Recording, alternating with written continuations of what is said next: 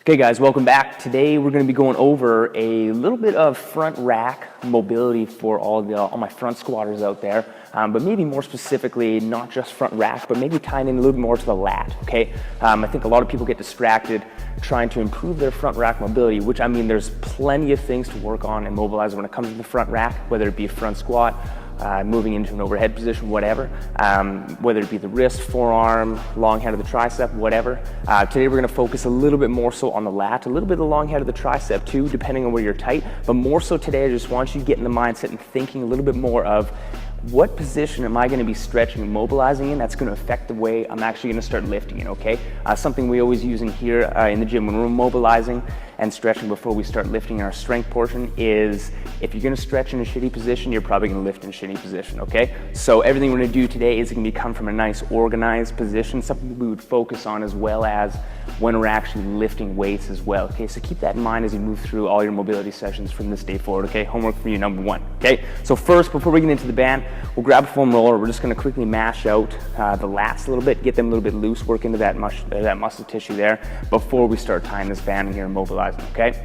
All right, guys. So we got our trusty foam roller here. Before we actually get into a little bit of mobility with the band here, we're going to spend a bit of time smashing the lats out real quick. So if you got a foam roller, if you got a lacrosse ball or maybe a softball, something bigger, you can use the same thing. This is a little less aggressive than a softball or lacrosse ball. I like to use this before I get going to kind of bust up some tissue back here to open it up a little bit more. So pretty simple.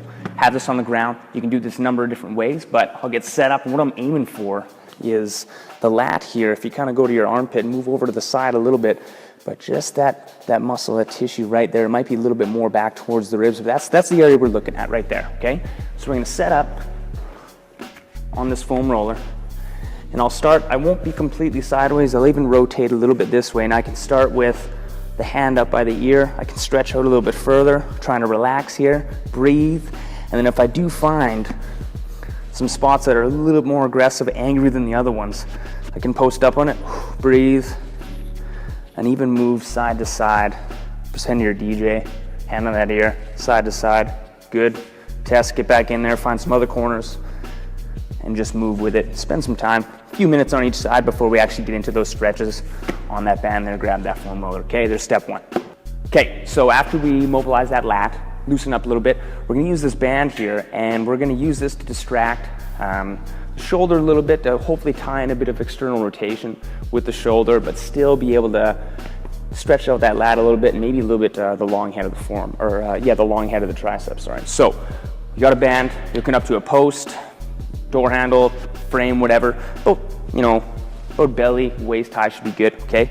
Now, big piece on this one to set up. A lot of the times we will just grab it with our hands here and move through it, but this time I want you to actually get that wrist into the band. So you're gonna take this band, throw your wrist underneath it so the band's on top of your hand, and then you're gonna grab hold of the band, okay? So in this position here, I'll take that wrist and point it up.